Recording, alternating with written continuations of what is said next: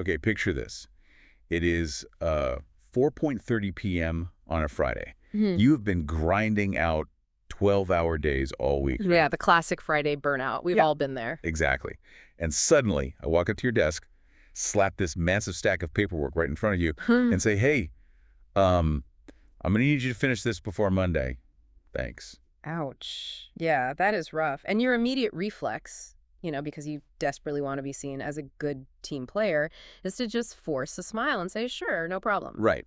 But we all know that doesn't actually make you a superstar. It just makes you a people pleaser. Yeah. Saying yes when you are completely drained is, well, it's a fast track to sloppy work. Sloppy work and total resentment. Yeah. Exactly. So today we're doing a deep dive into a huge stack of organizational psychology research and some top-tier career coaching articles to give you a professional superpower. Which is so needed right now. We are talking about mastering the fine art of setting boundaries. Right. Like, how do you politely but firmly say no without, getting fired or looking lazy? Yeah. Well, the trick is really about changing your vocabulary. You have to stop framing your refusal around personal feelings like fatigue and start framing it around structural limits. Okay, structural limits. How exactly do we do that? A great tool for this is that classic corporate buzzword, bandwidth. Wait, really? Bandwidth? Yeah, bandwidth. Because every time someone tells me they lack the bandwidth, I usually just roll my eyes. It sounds like a total corporate cop-out. Does using that jargon actually work? It actually works remarkably well if you understand the psychology behind it. I mean, managers are trained to solve resource allocation problems, not emotional ones. Oh, I see. So if you say, I'm exhausted, you trigger their defensive brain. Right. It feels like a personal complaint to them. Yeah. But if you treat your time and energy like a technical resource, you trigger their logistical brain. Okay, let's unpack this. So you're essentially turning yourself into a piece of hardware. Like instead of saying, I don't want to, it's like telling them the team's Wi-Fi network is maxed out. Exactly. You're shifting the focus entirely from a lack of willingness to a literal lack of physical capacity. So you say something like, I would love to help with this project, but unfortunately I don't have the bandwidth this week due to my current deliverables. Current deliverables. Nice. You aren't rejecting them, you're just reporting on the system's current status? Precisely. But what happens if the manager is stubborn?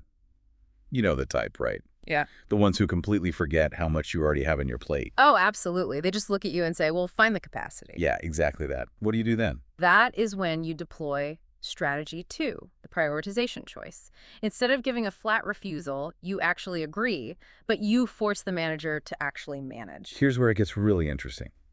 How do you force them to manage? You say, I can absolutely prioritize this new task. However, to finish it by Monday, I will need to push back the deadline on Project A. Which one would you prefer I focus on first? Oh, wow. That is a very clever pivot. Right, because you're essentially refusing to absorb their stress and you're forcing them to do their actual job.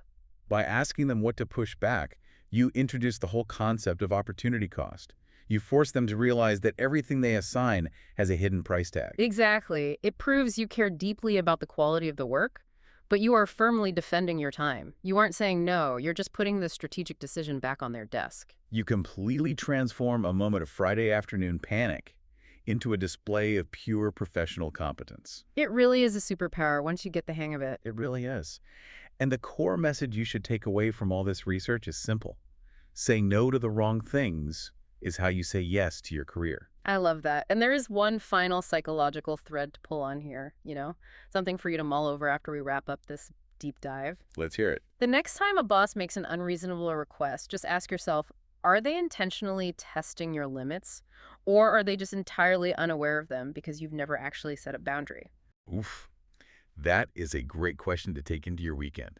So next time that giant stack of paperwork hits your desk at 4:03 on a Friday, remember, check your bandwidth, ask what to push back, and protect your time.